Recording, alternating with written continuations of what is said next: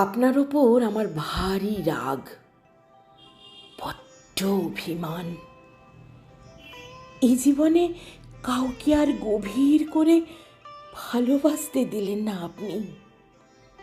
পদ্ম পাতায় জলের মতো একটা জীবন কেমন শ্রাবণ পূর্ণিমা হয়ে আছে।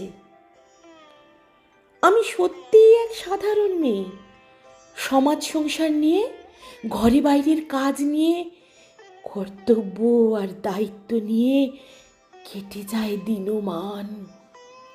তবু কারুর চোখের তারায় যখন সহসা আকাশ দেখে, তখন তো আপনি গান হয়ে জেগে ওঠেন। তুমি সন্ধ্যার মেঘমালা, তুমি আমার সাধের সাধনা, মম শূন্য গগন বিহারী। আমি আপন মনের মাধুরী মিশায়ে তোমারে করেছি রচনা। তুমি আমারে, তুমি আমারে।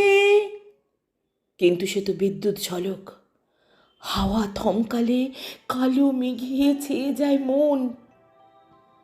মেঘের পরে মেঘ জমেছে, আধার করে আসে। আমায় কেন বসিয়ে রাখো একা দ্বারের পাশে? আমি তো কারোর দিকে চেয়ে ঠিকঠাক গেয়ে উঠতে পারলাম না।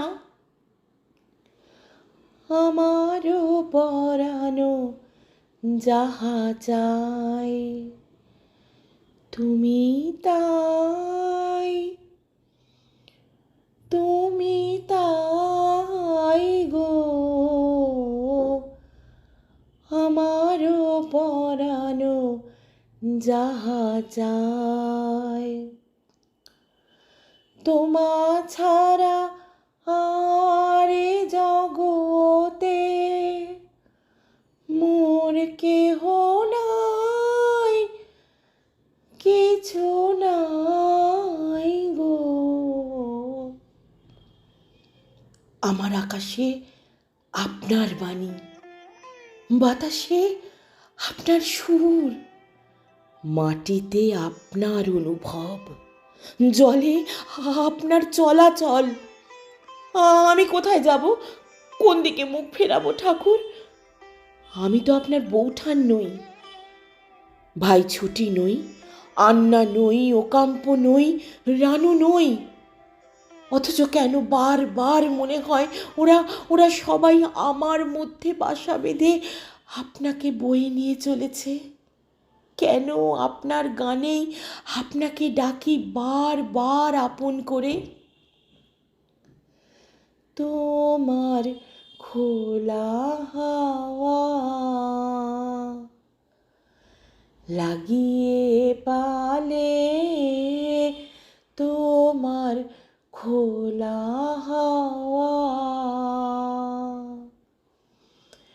টুকরো করে কাছে আমি ডুবতে রাজি আছি, আমি ডুবতে রাজি আছি, তোমার খোলা হাওয়া। কেন, কেন হে বন্ধু, হে প্রিয়, কেন? ঝড়ে নির্ঝরে, অন্তরে অন্তরে তোমারই তো অভিসারে এই শ্রীমতীর গোটা জীবন কেটে যাচ্ছে সখা। তোমাকে কি আর আপনি দূরত্বে রাখা যায়? বলো, বলো, তোমাকে কি আর আপনি দূরত্বে রাখা যায়? বলো।